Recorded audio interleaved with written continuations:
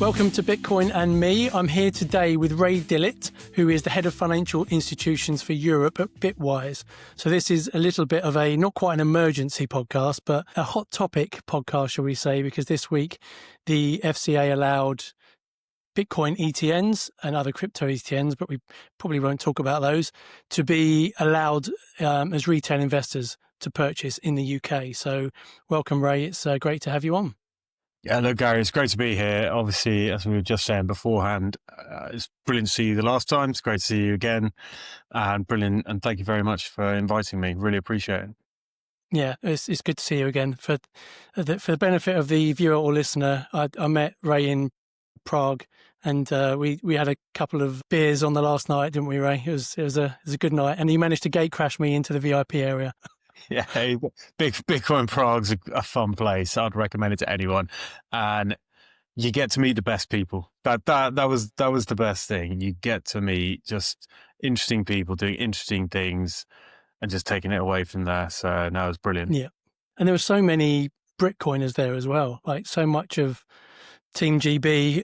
You know, it was for me it was fantastic because you just get to meet so many people that I know the name and the face, or even people that I didn't know a name and a face, but now I do. And it's just, it's fantastic. So maybe it's worth just giving a little bit of a background to the UK rules around Bitcoin in pension SIPs, ISAs, really briefly, the history of where we were at, what changed, and then what's happened very recently.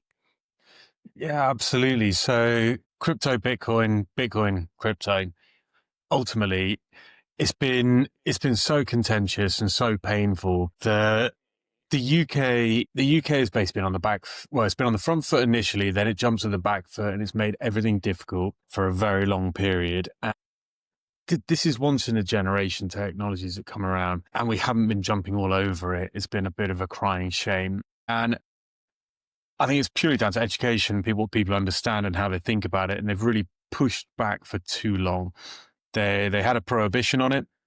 People couldn't access it unless they went to unregulated products, often on offshore. You would often see whatever platform you did use, disclaimers, which there's nothing wrong with disclaimers, but when it is, I'm going to outsource any sort of risk requirement or even access that effectively penalizes investors into the best performing asset of the past 15 years. It's been pretty difficult, but the light at the end of the tunnel, sadly, without big fanfare and glory, we were expecting it after a few months of wind up to be the 8th of October. 8th of October, retail, everybody will be able to get exposed to regulated products of Bitcoin, other assets. It didn't happen. It was delayed. It was delayed further. There's been confusion. It's been a bit of a difficult sort of journey, and I'll be honest, for everybody, it's been very confusing for everybody, but we're finally there. So on the 20th of October, we finally got over that you could get regulated exposure to Bitcoin in whatever sort of normal trading vehicle you wanted. Now, Gary's point there, which is key. I've been able to get this before. I could get it via my Gemini account, my Coinbase account, my Kraken account, however I kind of think about it. You could. Unregulated, often offshore, all of the things that you would normally kind of look at with your bank account, your pension, with your ISA, with your SIP, with your Gaia, with all the other little acronyms they throw at you. You didn't have that. You had to go to an offshore sort of way. And there was a few things that most people don't know. Big spreads, big risk, FTX they would have heard of. That's just one of many. Regulated means, well, actually, I cut down on the risks. I'm a self-sovereign person. I like the idea of self-custodying, self-sovereign. My Bitcoin is my own. But same with the old highwaymen back in the day. There are risks around self-sovereignty. You don't want someone robbing you if you don't know how to do it. You don't want to lose your keys and forget your seed phrase. What this brings is a way for people who aren't quite as Bitcoin native, who aren't quite as knowledgeable on what they're doing, to get access. Finally, the regulation is caught up, and we can. The FCA, HMRC, they've allowed this. It's now just the platforms that are a little bit finding their way a bit, and there's a lot of change around that. Yeah, I've got some questions on that coming up. The first thing I wanted to cover was there's lots of acronyms that get thrown around: ETP, ETN, ETF. So my basic understanding is an ETP is kind of the umbrella term, exchange traded product, which can refer to an ETF, which is an exchange traded fund, or the ETN, which is an exchange traded note. So A, is that correct? And B, if it is, maybe you want to just explain a bit about the key differences between an ETF and an ETN. Yeah. Well, firstly, you're right. ETP, umbrella. This is everything that falls in. I want to exchange whatever the product is, whatever the underlying is, on a regulated exchange. London Stock Exchange, New York Exchange, Xetra, Deutsche Börse, Euronext, whatever exchange. You sit on the ETP level. Now, ETF is what everyone's heard of. So effectively, whatever, if you've got, I don't know, the S&P 500, you've got the FTSE 100, you've got anything in between.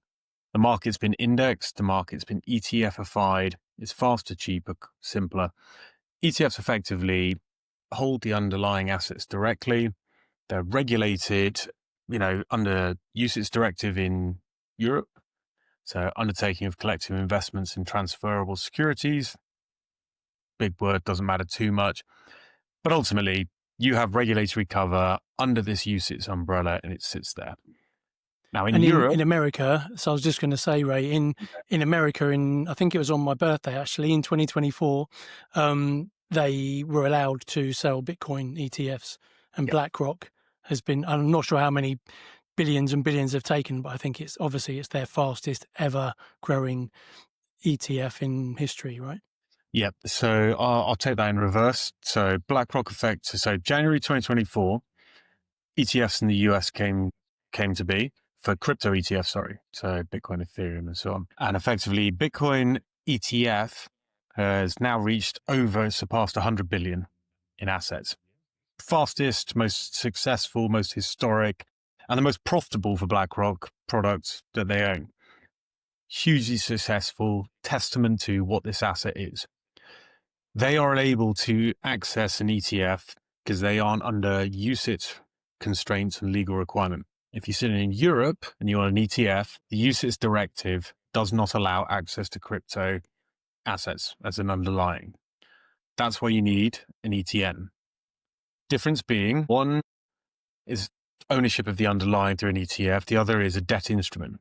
So effectively, you will buy Bitcoin from Bitwise, where I basically work, or any other issuer, and you will get a debt on them as the company. You will buy Bitcoin, I will issue debt. The question you need to ask, and nearly all issuers like us do this now, is do they hold the underlying? Is it physically backed? And ultimately, is it 100% physically backed? Now, the market will move to where we are. We are a very Bitcoin native group. So for us, it's not just saying we hold it, we show it. So we use institutional custodians. So like your wallet, we will use a custodian, but we will show on our website, this is what we hold, this is where it is, and we update that. We think the market will move that way. It should. But until the UCITS regulation, until the regulations change, it won't be an ETF. And in Europe, and again, this is me finger up in the air, you're probably 3-4 years away from that. So spot UCITS ETF, spot Bitcoin UCITS ETF, you're probably 3-4 years away. So ultimately, for everyone listening, if you want access and you want access that can put it into your ISA or your SIP, it's via an ETN. That is the way.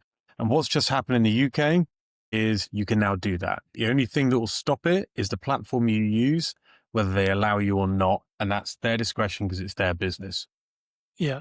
So help me understand then, if you're saying that Bitwise, I mean, this isn't a promotion for Bitwise as such, but obviously this is, you can talk about how Bitwise operate this. If I put £1,000 into a Bitwise Bitcoin ETN, are you saying that Bitwise will then buy £1,000 worth of Bitcoin to back that?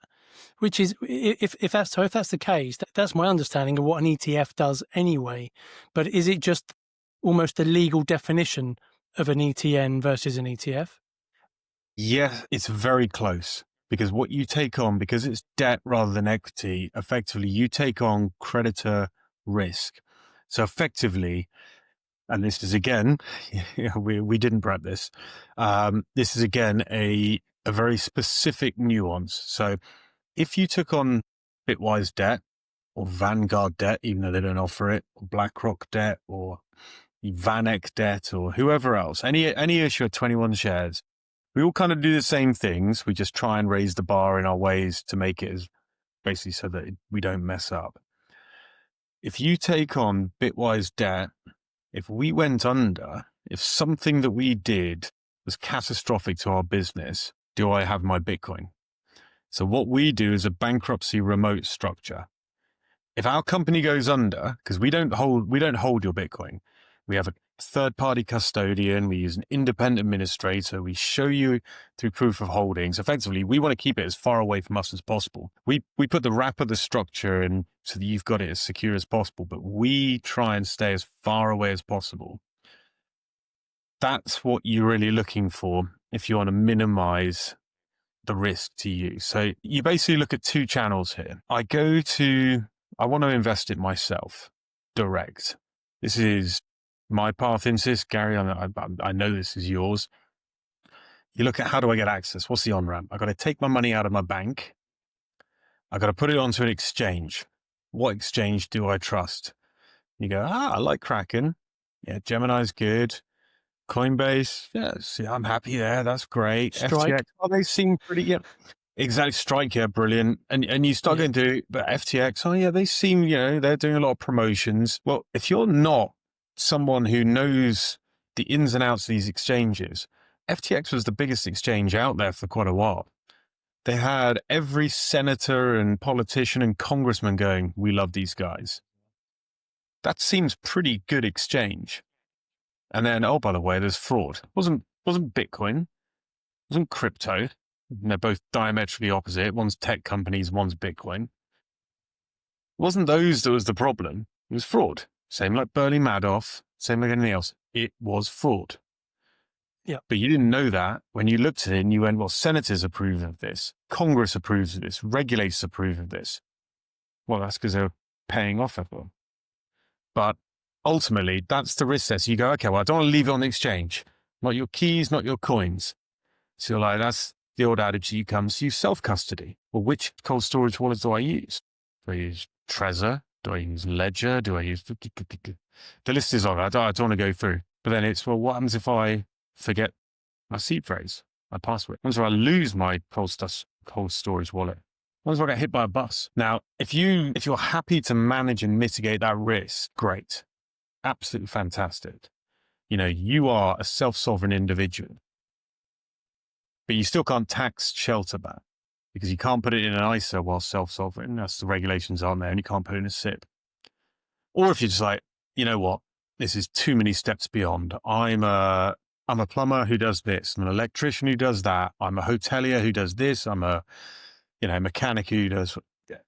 If your job is like, look, I just think this is definitely something I need to put a little bit of my savings into, and I don't want the headache of knowing I've got to work out which exchange is good and which one's going to basically start doing money laundering or start doing whatever else. I don't want to work out what custody account works. I don't want to work out how I stop getting hacked. I don't want to start thinking insurance became, you're like, you know what? I just want to outsource this. That's where the ETN ETP comes to, of ETFs in the US. This is the highway robbery sort of thing of, I don't want to hold my gold and go down the road and someone rob me. But if I'm like, I've got a very good safe vault, cool. But how do I manage it? And this is purely it. There is no right answer. The only thing that you should do is look at it, look at the risks, look at how you manage risks, and then choose appropriately and actually just be educated a bit more. But yeah, right now, you've just got to a space where we can now get access in almost any way, shape, or means that we want. It's almost just the platforms now that need to actually get on board, and that's it. And some have, some haven't. Yeah. So are there any issuers of ETNs who don't back it with the physical asset and just use kind of derivatives and options and things like that. Because I've always thought ETF has to be backed by the physical asset.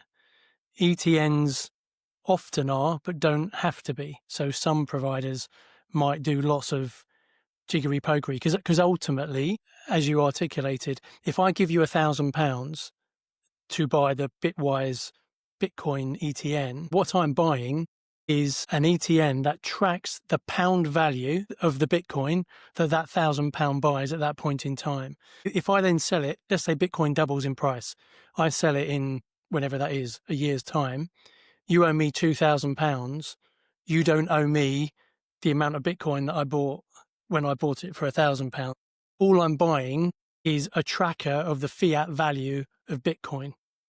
That's correct, right? Yeah. So promissory note. So three things there. So the synthetic element started off like that, but the market basically didn't like it. So for obvious reasons, I won't say who used to do that. People used to do synthetic. I will give you exposure to this, Delta 1 exposure, whatever else it is, but I'm not actually going to hold it, or you don't hold it. That's kind of died away. The market's moved away. Now it is 100% physically backed. I will effectively buy. If you buy £1,000, I will buy £1,000 and I will hold it in storage in a third party. Great. But and that's pretty much market practice. Like we're not special. We're Bitwise to anyone else. We're all doing the same thing. How you store it, how you stop it being effectively hacked, how you stop any sort of issues and make sure the price is there's nuance there. But the bit that you just touched on at the end, which is actually really important, is, well, okay, I invested £1,000 into Bitcoin. I hold it for a year, 2 years, doesn't matter, whatever the amount of time. That 1,000 cents, 2,000, 10,000, whatever the number. Now, most groups, most issuers, an issuer being basically an asset management group that issues that debt to give the obviously exposure to the underlying. Most, you have to cash out. You have to effectively say, I want to sell and I put in 1,000. I bought Bitcoin. Bitcoin's gone up. I want to take out 2,000. What we offer, and again, this is being a Bitcoin native business, is you put in 1,000, you buy Bitcoin. Bitcoin goes up 1,000. Great. I want to cash out 2. Yeah, we do that. You might want to go this way.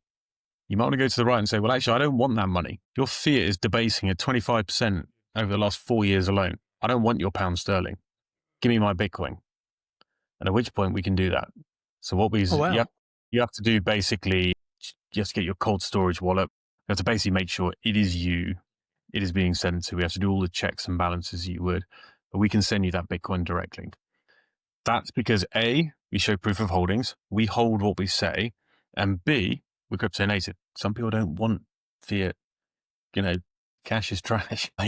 Someone said to me, yeah, that's cool, but do you want this Venezuelan, Egyptian pound? I'm like, not really. It kind of priced between Friday and Monday, or give me my Bitcoin. So we offer that. I think that is new news to me. I think that'll be new news to a lot of Bitcoiners, actually, that maybe it's just me, but I always assumed that ETFs were preferable over ETNs, mostly because it was always backed by the physical asset. What you're telling me is for the market now, ETNs are also physically backed by the physical asset. The fact that if the price of Bitcoin goes up and I decide, actually now I'm in a different place to where I was when I put my £1,000 in, I've gone down the rabbit hole, I've read some books, I've listened to some podcasts, I've been to a conference, I'm massively orange pilled, I bought some spot Bitcoin myself and put it on cold storage.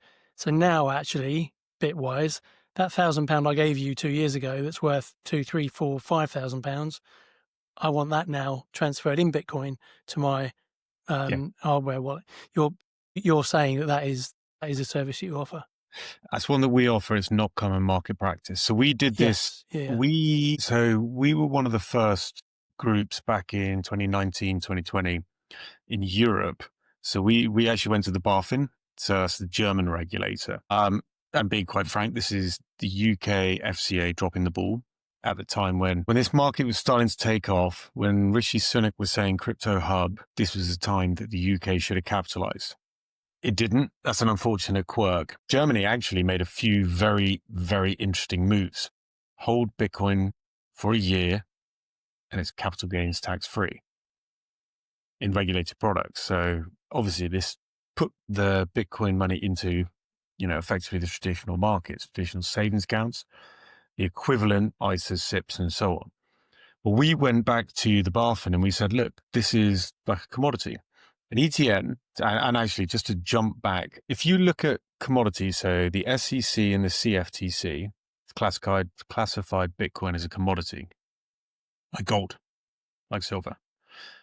Great. We were like, well, with gold and silver, you can redeem physical. I know that it's physically backed. You tell me it's in that vault. Well, that's cool. I want my gold. I don't want your dollars. Give me my gold. So we actually went to the BaFin and we said, look, this is well before the SEC and CFTC came out with this. And we're like, it's commodity. And we went back and we actually had a couple of investors say, look, I want the ability to effectively redeem it as a commodity and therefore I shouldn't be charged capital gains tax on this if I hold it. And the BaFin effectively said yes, and that actually pushed the market forward in what we do. Fantastic. We offer the same thing now. There's a lot of things wrong with the financial system as it is, but there's a lot of lessons learned. It's very battle tested. There are constantly issues that happen. And as long as you learn from those lessons, you move forward. Now, if you suddenly look at putting Bitcoin, fundamentally revolutionary technology, the internet, the telephone, this is one of those. This is changing everything. That's what came along. And ultimately, this next step is like, well, if you take all of the good and the best practices of traditional finance, try to cut away some of the noise. This is one of those moments where, well, you want exposure to gold, but you don't want to keep gold bars under your bed. You know it's a good asset, but you don't want that. You want to get out of a war-torn country, an authoritarian regime. You don't want gold bars on your back. Hey, a seed phrase would be really helpful right about now. Well, actually, being able to go, I don't want, if I can get out of, let's say, wars that we know at the moment, Ukraine, well, I don't want whatever the local currency is. I want my Bitcoin. This is why we offered it. This is how we look at it. And it's the same. We just stood on the shoulders of what was done before. You want gold out? Okay, you can do that under this structure. Let's offer the same structure and do proof of holdings, same as the Bank of England. You're meant to see what is there in the bars that are there. Yeah. I think what it is important to raise, though, on top of the obvious benefits of self-custody, which is you hold the keys, you own that Bitcoin yourself. And like you referenced earlier, there's a risk to self-custody as well, which I don't think is often talked enough about in Bitcoin, where, if someone has got a reasonable percentage of their net worth tied up in Bitcoin or with a seed phrase, that's a lot of responsibility on them to protect that and make sure that their loved ones know how to recover it when they're not around. But that's often why people would also consider buying Bitcoin within a tax wrapper, like an ISA or a SIP. So again, for anyone, just 10 seconds, for anyone who doesn't know what those acronyms are, the ISA is the individual savings account, which is where you can contribute up to £20,000 per tax year, and all of the investments you make are the gains on that are tax free, and the dividends that you might receive from those stocks, shares, whatever, are all tax free.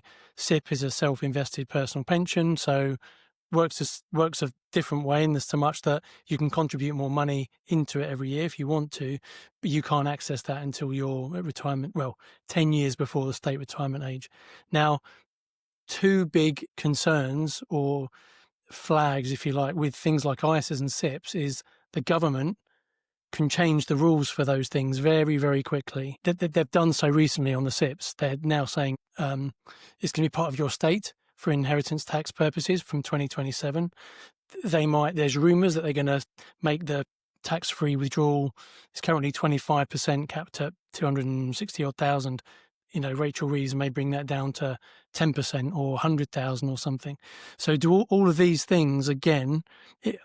Everyone has to be informed and educated that yes, there are benefits, especially for trapped capital, I think. So if you've been saving into a pension for years, then you discover Bitcoin, you've got potentially a reasonable amount of your net worth tied up in a pension.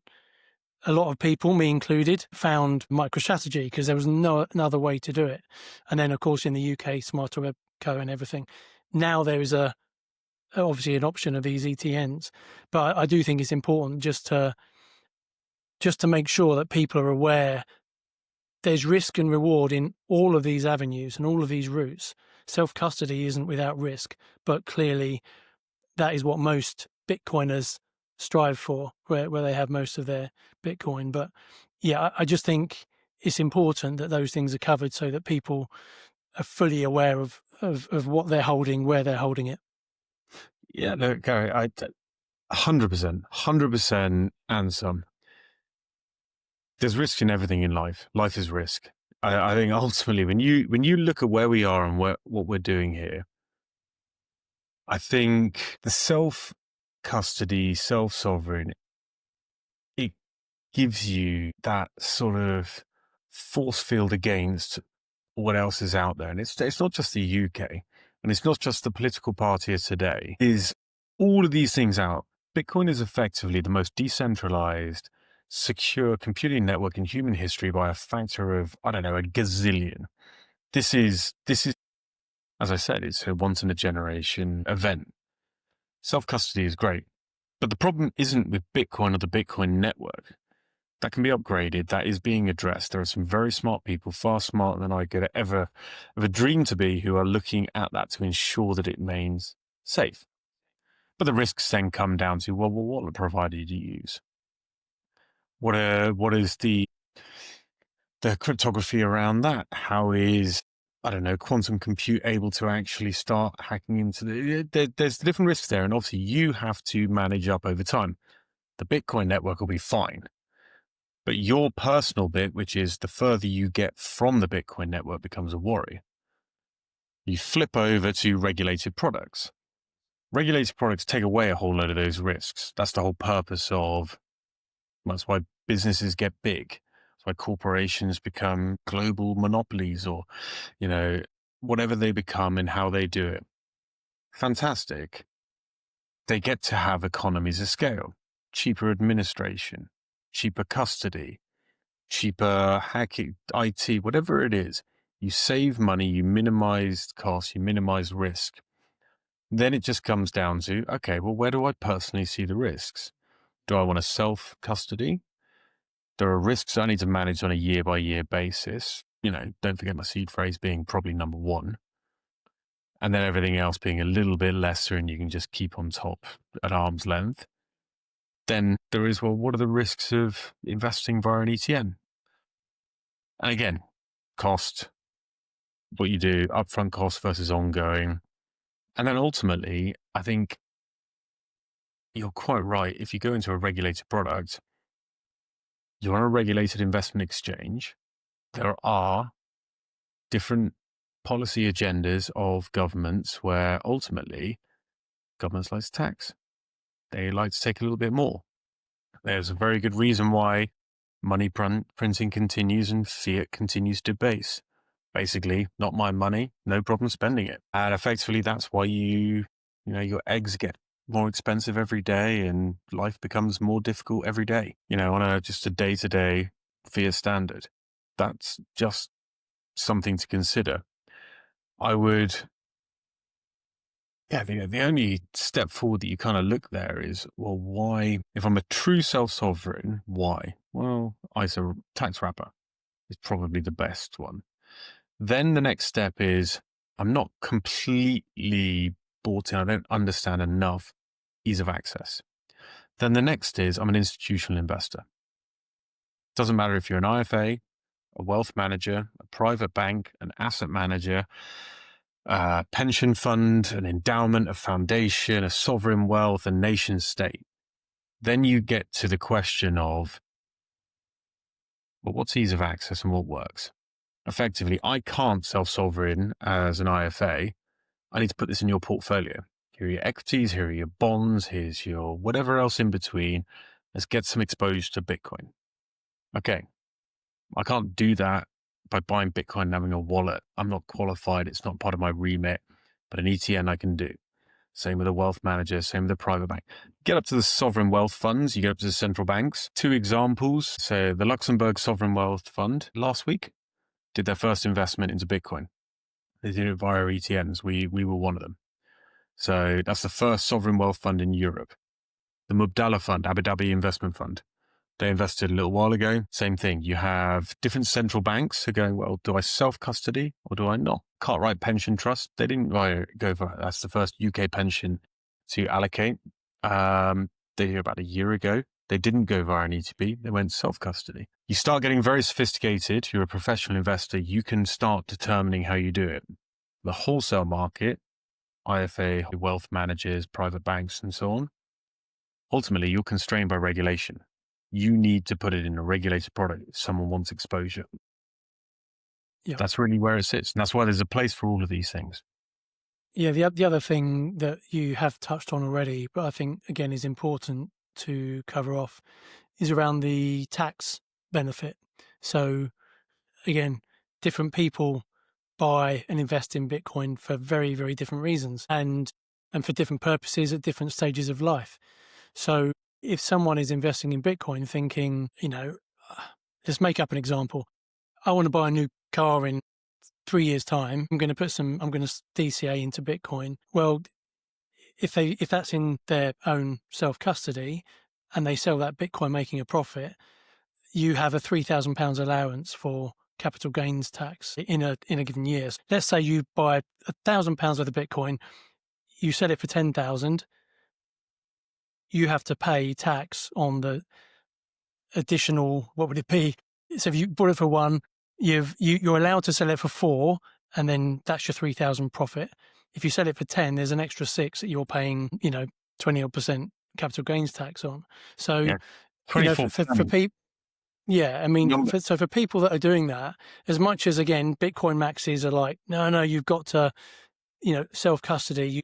You can't have anyone else have your Bitcoin. But for someone who wants to realize a fiat gain to buy something in fiat, but believe that Bitcoin is going to be the best performing asset, to balance those things off and say, I'm not going to go all into an ETN or into a treasury company, but I'm going to have something in my ISA for that because, shit happens. I'm going to need some fiat and I don't really want to sell my Bitcoin over here that I'm DCAing into my own self-custody. That's my kind of generational wealth, rainy day fund, retirement early, whatever. This is going to change my life fund. Whereas this is the best place I can store my medium term wealth to give it the best chance of growing in case I need to realize it to buy something.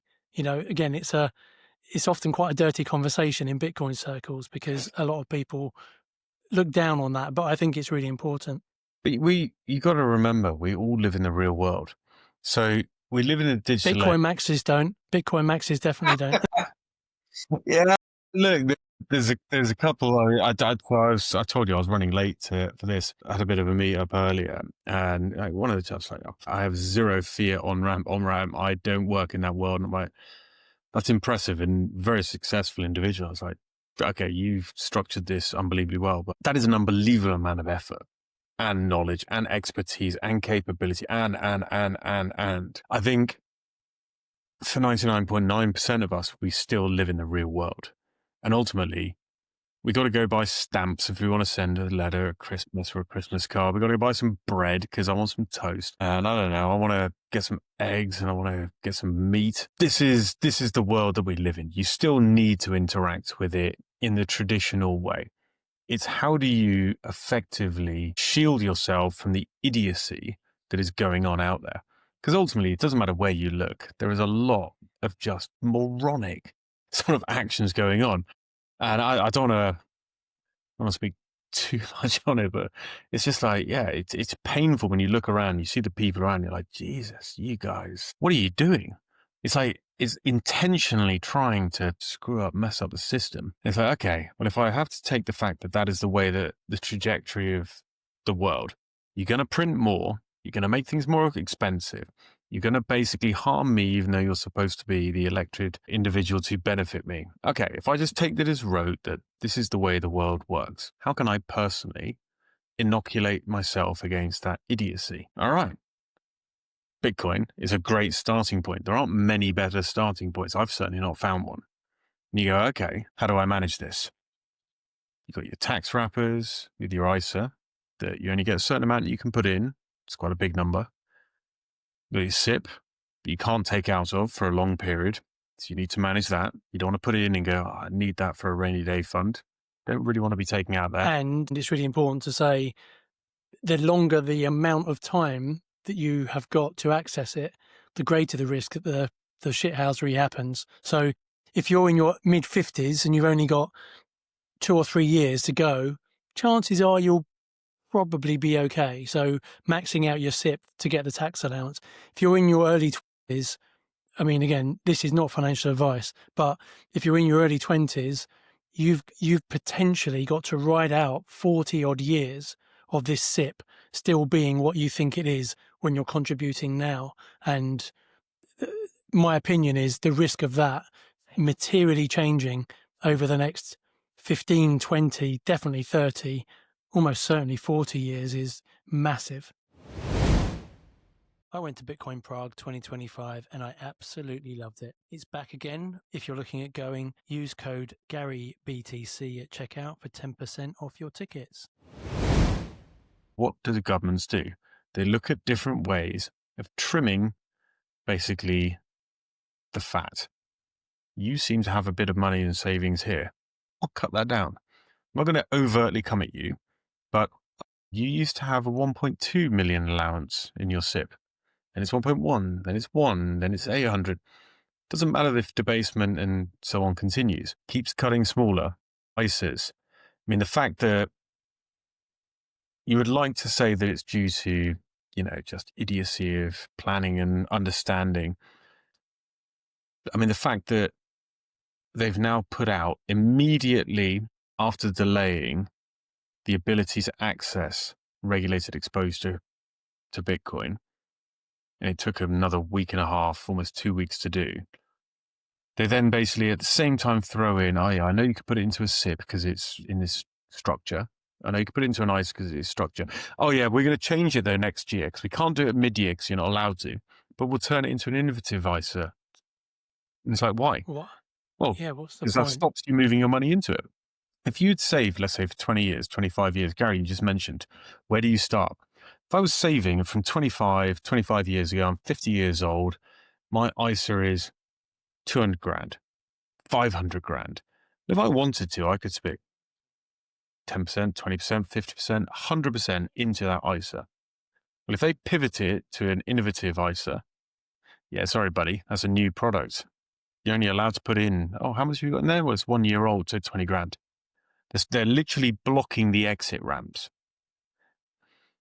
This is why you weigh up the cost and the benefit. Gary, you nailed it. There are huge benefits to simplicity, convenience, access, tax shielding through regulated, propositions. Brilliant. As long as it's legal, fine. Don't do anything that is illegal because one day it will be caught up. And, the biggest, headwind we've had for years is, it's all for money laundering and so on. This is the worst tool for money laundering. Pseudo-anonymous, not anonymous. You want to take this on and off. You want to get it into a bank account. You want to go buy that nice steak or that Ferrari. You've got to take it into the real world. Fiat, pseudo-anonymous. You will be arrested. Just might take a bit of time. So then you just go, okay, if I stay within the bounds, what works? Self-sovereign, ISA, SIP, trading account, whatever's easiest for you, wherever you are on the risk spectrum, that's the key. Yeah, I think it's a really important topic. The other thing is it's useful just to cover off, and this isn't from a sort of a celebratory or a name and shame angle, but not all of the platforms are allowing their investors to have access to these ETNs. So it's important to say this is recorded on Wednesday, the 22nd of October, 2025. So these things can change and are likely to change fairly quickly. If you have an account with Interactive Investor, Trading 212, or Interactive Brokers, you have access to the Bitcoin ETNs that we've been discussing. However, a lot of people are in AJ Bell, Hargreaves Lansdown, lots of others, but they're obviously the two other biggest that probably most of the people listening to this might be in, as far as I'm aware. They have publicly said they're reviewing, and it will be at some point in 2026. So if you have all of your ISA and your SIP in AJ Bell, you may have listened to this episode up till now and thought, brilliant, tomorrow morning I'm going to go and investigate which Bitcoin ETN I'm going to buy. You can't. So how quickly do you think those things will evolve and change just from sheer game theory and market forces? So I've been speaking with every single platform for quite some time. I'll put a little disclaimer. There are some great people in every single one of these organizations that have been working towards getting these products offered. But sometimes forces bigger than them, whether it's education, understanding, or commercial, have effectively hindered or helped. So very slowly, and apologies for speaking slowly, I just need to make sure I say this right and I don't say anything out of step. If I work from the largest down in the UK, Hargreaves Lansdown, certain individuals were working very hard to get this over the line. And then they came out the day before the ban was being lifted and said something that I was very shocked at. I've publicly basically refuted, so I can say, saying Bitcoin has no intrinsic value. So therefore, we are not going to offer this or any others, and it's Bitcoin and Ethereum currently, until 2026 at least, review. I will counter that one just to really put it on point. No intrinsic value. Firstly, not every investment has a cash flow, such as a store of value like gold. Secondly, two intrinsic values, one, the network, and two, the security. And just so that everyone's aware, Bitcoin has a network of 300-400 million people and many, many thousands of nodes securing it. It is the most globally decentralized network that is growing at roughly twice the rate of the internet. There is value in network. Facebook, its value derives from its network. So there is value. Second point, security. Bitcoin is secured by energy. Energy, security, compute power, and everything that goes behind this. It is the most globally decentralized computing network in human history by a factor I couldn't even fathom. And to put that into the real world, Bank of England, Fort Knox, these are secured vaults to store value. They have value. McAfee, any other computing security network you have on your phone, your computer, they have value. Why? They secure the network. The ability, taking those two elements, to send value from A to B, to not have it hacked, to not have it stopped, to have it happen no matter what. No government, no regime, no anything can stop this. There is value in the network, there is value in the security, and there is value in the proposition that it offers. So I will counter that very harshly. And the second one, I know this is a Bitcoin in me, but Ethereum is a tech company. And to say it has no intrinsic value there, you're like, well, stablecoins run on this. Tokenization runs on this. Smart contracts run on this. It's just a tech company. There are lots of different ones. I don't know if it will win, but straight away, you're not allowing access to effectively a tech company that's disrupting the Mag 7. This is absolutely mind-blowing. So that's Hargreaves Lansdown 2026. Very surprised. AJ Bell. I've had back and forth, and I can't go too much into the detail on not offering it in SIPs, not offering it in ISAs. Definitely won't be ready for at least a few more weeks, months, maybe 2026. Very frustrated with that. Next one, Interactive Investors. Fantastic. Absolutely brilliant. They have been pushing to be at the forefront. They're like, we know this is an asset class that is effectively disrupting everything. We know this is an asset that has adoption globally. We want to be at the forefront. We're rushing to do this. I know that they have to adhere to the regulations, 24-hour cooling period. So even if you want to invest, you still have to wait. These are regulations being passed down. They have to adhere to basically suitability and so on. You might have to do a quick questionnaire. They're trying to put it onto the app. You have to do it on the laptop at the moment or a computer. But that's number 3. Free trade, same, exactly the same. But they only offer ISAs as far as I'm aware. I hope I'm not wrong. I don't believe they offer SIPs. But again, I've wanted to be at the forefront. I've wanted to capture this market. I've wanted to be there. Vanguard, gotta sit above. I've dropped them because we just haven't spoken. They said no to crypto. The CEO has subsequently left. I won't comment. The new CEO has come from BlackRock, who was part of the team that launched IBIT. No comment. They now might be changing their minds.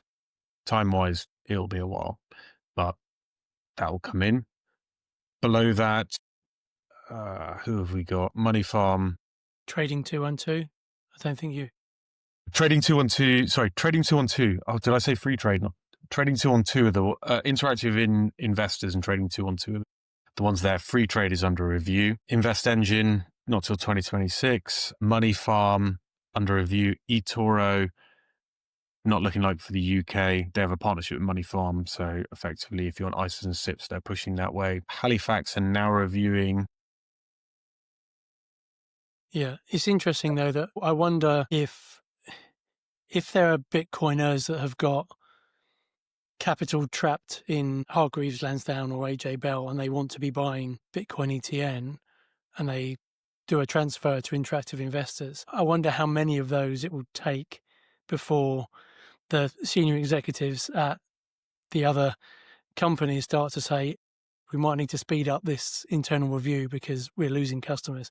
I think there's already been a little bit of that, I think, with some of the Bitcoin Treasury Company activity. I know some that when Smarter Web Co came out, and it's been a bit with BHODL as well, of, some allowed it at the start and then didn't, or you had to phone up to buy or sell, and then there was pressure and they gave in and started. So I don't know. This feels like it'll be a much bigger scale, and maybe it will have an impact a lot sooner.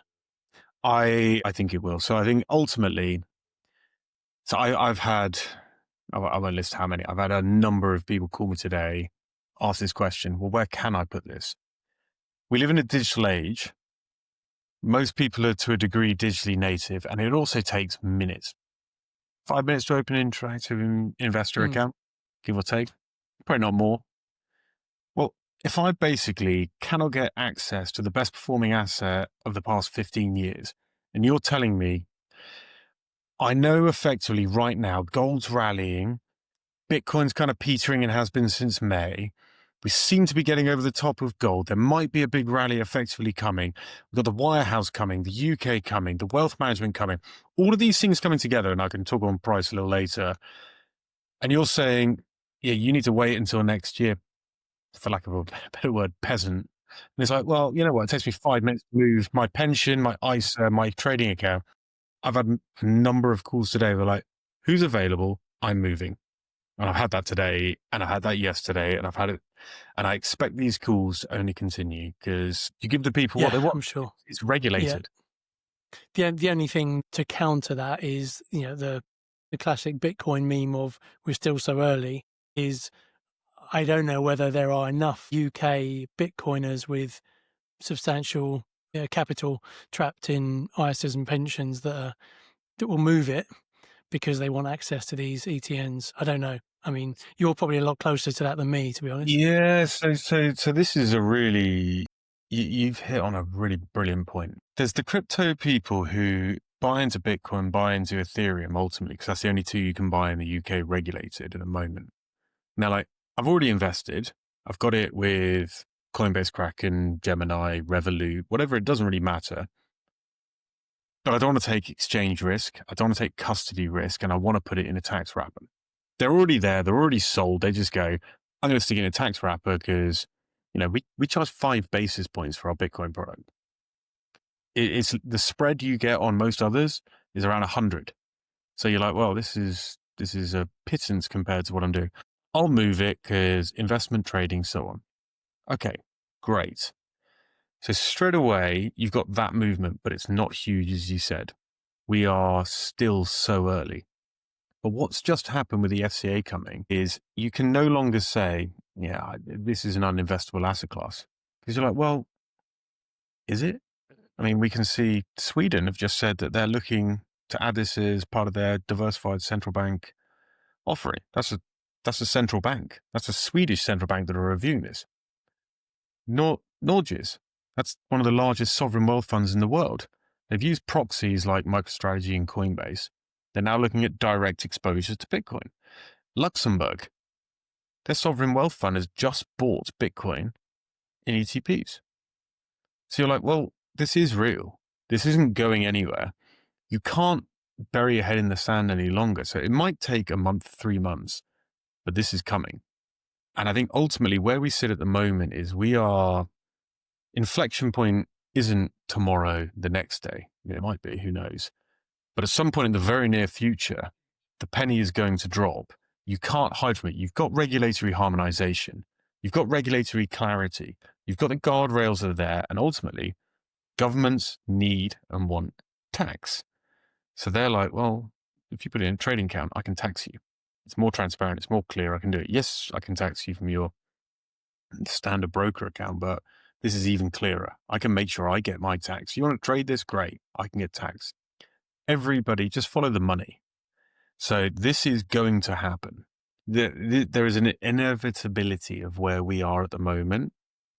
And we are still so early, but we are about to leave the station.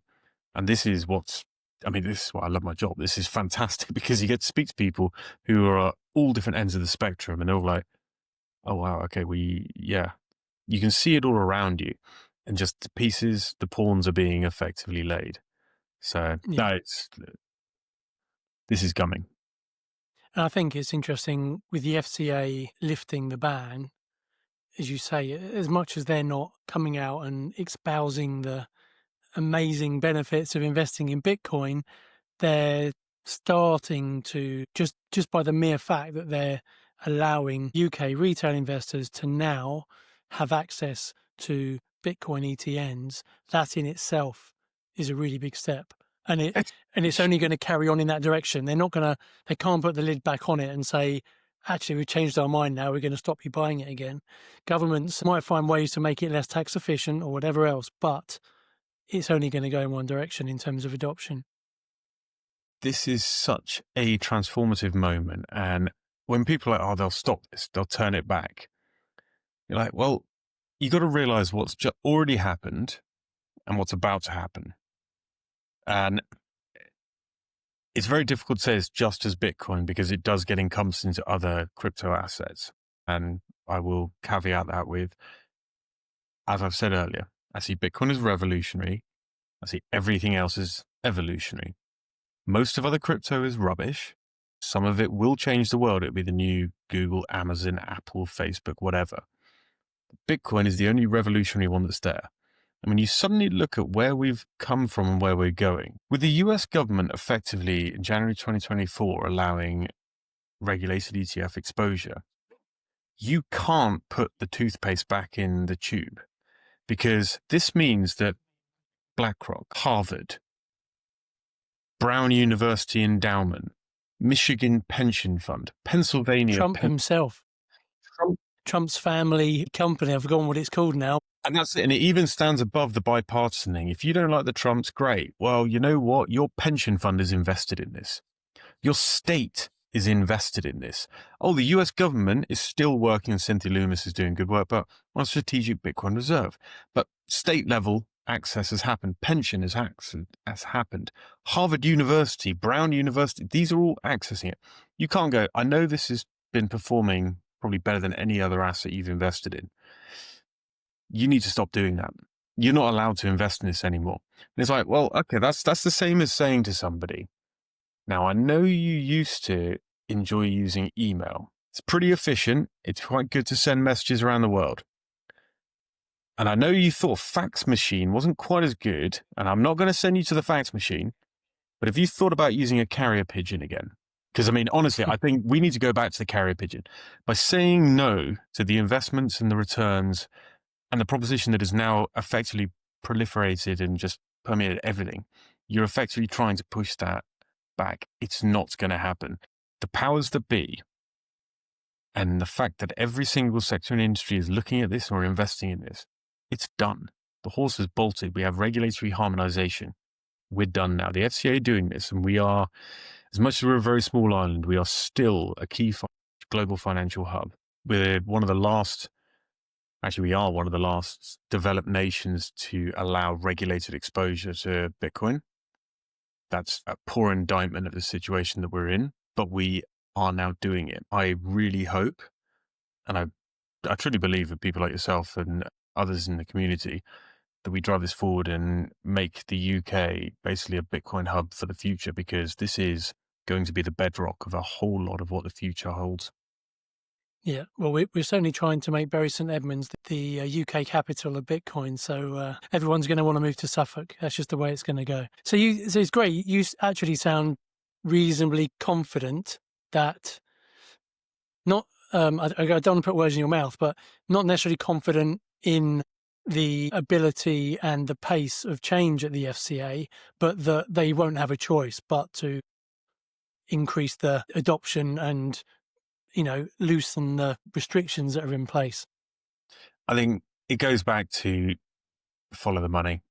Ultimately, governments are cash strapped. This is fundamentally, we live in a digital age. This is the digital technology, the bedrock that underlies everything. This is the future. The US under the Trump administration worked this out. A load of companies have worked this out. A number of fast-moving, moving groups, whether it's Bhutan, who now basically 40% of their GDP comes from Bitcoin mining. Finland, I was up there not too long ago. 40,000 homes are being heated through Bitcoin mining. Norway, hydroelectric, Bitcoin mining. Ethiopia, same thing. This is fundamentally changing everything. And as much as they might come kicking and screaming, they'll throw a few deck chairs in the way. You can't find technology always prevails, always, without fail, without exception. You can delay it, you can hold it back, but it always prevails, always. This is a global technology, so even holding it back is nigh on impossible. We saw that with China. We saw that with, what was it, in Eastern Europe, where Bitcoin mining for a while until they shut it down. Kazakhstan. It's like this is, we are way past, getting out of the gates. Yeah, and that's the beauty of it being decentralized, is that, when normally friends of mine say, yeah, but at some point the government will just shut it down. It's like, no government can. You cannot shut it down. You might try and limit access and try and do really pernicious things to stop people in your country from having access to it, but you can't stop them because it's decentralized. It's global network. There people that are incentivized will always find a way. Yeah, there's I've forgotten the name of the mining group. You might know this. So it's probably 2014 was the last time that central governments had any chance of stopping it. Now, that was when I can't remember the mining group that had basically, they got over 51% of the hash rate. And in fairness, they effectively closed themselves down shortly after. I can't remember the name. But after that, it's done. We are now basically on escape velocity. And to go back to your point of how early are we? We're not the earliest early there, but we are just at the tipping point. This is now, I spoke to a very, very senior person who's very influential, like one of the top 10 banking groups. He's their chief investment strategist last week. And he said something to me that, it predated me, but immediately it made sense. He was like, we've been speaking about 6 months. I said, okay, the FCA is there, we're done. And he's like, this is the Telecommunications Act of 1996 in the US. This is the next iteration of that, but bigger. Obvious question. I was like, okay, I know telecommunications. I know, obviously, the ability to speak, to connect, to internet, to everything. And he's like, this is now, you have globalization of regulation. You've now got a unified view. You now have vindication, validation of what this is. everybody's going to get on board now. It might take them a month, it might take them 6 months, it might even take them a year. But they're all going to go, well, if every regulator's on board, if every institution is actually having to use and adopt this and buy this and incorporate this, then it goes. Yeah. And I was just like, wow, okay. From a guy who's, very, very respected and well known, I was like, okay, that's pretty prophetic in how you're thinking. And again, I've thought about it and I've run it past our research team. They're like, that's nail on where we are at the moment. We don't know how long it's going to be, but right now, you put the guardrails in, everybody's going to be looking at this. So I don't usually talk about price predictions, but you mentioned about 10, 15 minutes ago. Do you think all of these positive things converging will end up with a pretty big spike in the coming months, or will it take longer than that? I can give you the house view, which is quite good. So I can basically disassociate myself a little bit because I'm a terrible trader. I only buy and hold.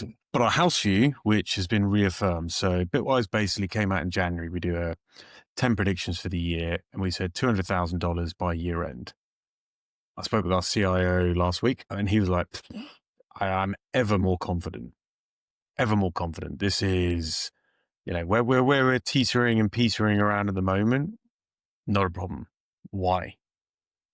And if I just give you a couple of the numbers. So the UK wholesale retail has just been allowed to get access. Not with fanfare, it's been kind of hidden and it's been confused. You now have access. SIPs, ISAs, trading accounts, any regulated access. And that's not just man on the street who had investments in Bitcoin. That's your Evelyn partners. That's your St. James Place. That's your Canacords. That's your big wealth managers who want to. That's your private banks. That's if you want exposure to put it in your portfolio, you now can. That's 10 trillion. 10 trillion of potential. It's not all going to go there, but they can, some of it. Then you look to the US, the 4 wirehouses, the big 4.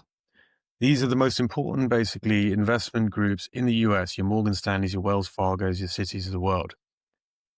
They haven't, since January 2024, allowed their investors, their RIAs, which is basically the equivalent of an IFA, or their brokers, to offer crypto, Bitcoin, to their investors. And you got to remember, Bitcoin, when it became an ETF in the US, was at $40,000. It's trading around 107, 110 today. Those people have been sat there looking at this going, what the hell? This has absolutely crushed everything, and you haven't allowed me access. Those 4 are about to give access in the next couple of weeks. That's another 15 trillion. That's 25 trillion in assets. It's not all going to go, but some of it will. And then you've got 401ks is a saving plan. It's like a SIP in the US. President Trump effectively did an executive order saying that you can now invest into crypto assets and Bitcoin. Well, that's another 6 trillion, give or take.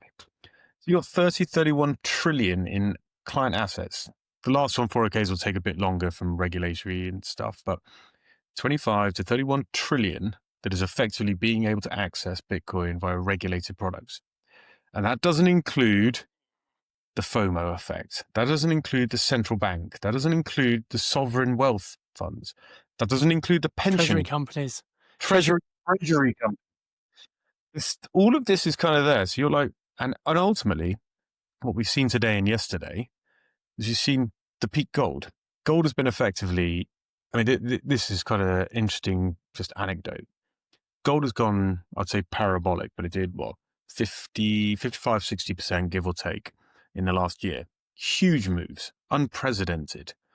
Gold didn't get suddenly a big kick this year. Central banks have been buying gold since 2022. It took a couple of years and then it spiked. And it's mainly China, but it's central banks buying. But it took a couple of years. Bitcoin has been bought in regulated products since 2024. It takes a bit of time, and we've now got regulatory harmonization. We've got all of these groups that I've just mentioned. Might take a little bit of a lag. And oh, by the way, you've got everything that isn't in a regulated product, isn't in a direct, I'm going to buy off Coinbase, Kraken, Gemini, whoever. You've got the guys, your sovereign wealth, who goes straight to the miners. You've got all the other things that are happening on the periphery. This is why, I mean, I have zero worries, zero, which is quite a nice place to be. I don't know if this is in a day, a week, a month, or a year, but this train has left the station a long time ago. And like Yeah. gold, 2022, only till 2024, and then it went absolutely parabolic. You remember that's oh my God, what was it at the start of this year? 20 trillion asset class is now 30. Yeah. It's, I Trillion. think in a space of about a month, I'm probably misquoting this, but I think in the last month or so, gold's market cap has gone up bigger than the total market cap of Bitcoin, Yep. which is which is completely mind blowing when you say that out loud. Yeah, and if you did, I'm going to misquote here. So I would recommend anyone look at. So our head of Europe, head of research in Europe is a guy called Andre Dragos. He put something out, I think today or yesterday, on if it was something like if 2% of that basically rotates into effectively Bitcoin, you're doubling, tripling the price. And again, I'm keeping that broad because I don't have the numbers to hand, but it is a monstrous move. And you got to remember, a lot of people, you haven't had prices like you've got in gold now for the last 20, 30 years. So a lot of people are going to go, I've just made 60%. Am I going to try and keep riding this for another 60? Or do I go to Bitcoin that's basically from May, it's kind of flatlined. And remember, Bitcoin does most of its activity in 10 days. And you know the UK's come on, the wirehouses are coming on, Ks are coming on. Maybe I'll put a bit of that risk over there. And oh, by the way, it's regulatory approved and everywhere, and I can put it into regulated products. It sounds like it could be a very Merry Christmas this year. I'm optimistic. I have a feeling, and I'm not a financial advisor. I am not an equity analyst. I just look at what I see and say what I see. And I think things could get very interesting. The headwinds I see are the macro political, geopolitical, and regional banking crisis. But these things happen anyway. And effectively, ultimately, Bitcoin wins at every single one. It just take a little down, take one step back, two steps forward, one step back, two. It always wins on these because it's basically a solution to a lot of these problems. Yep. Do you think that a lot of the capital, particularly in the UK, that's been locked up in the likes of Strategy, Smarter Web Co, etc., will rotate into Bitcoin ETNs? That's the difficult one. So partly you use it as a Bitcoin proxy. Partly is the volatility play. So strategy is effectively building the yield curve on Bitcoin rather than dollar. And the benefit they have is access to capital markets and access to clients who are like pension funds who are like, well, I can only buy debt-based instruments. And you've got the best debt in the world, bar none. Let's talk. Or effectively, let me buy for nothing. Or let me buy and I'll give you the house for it.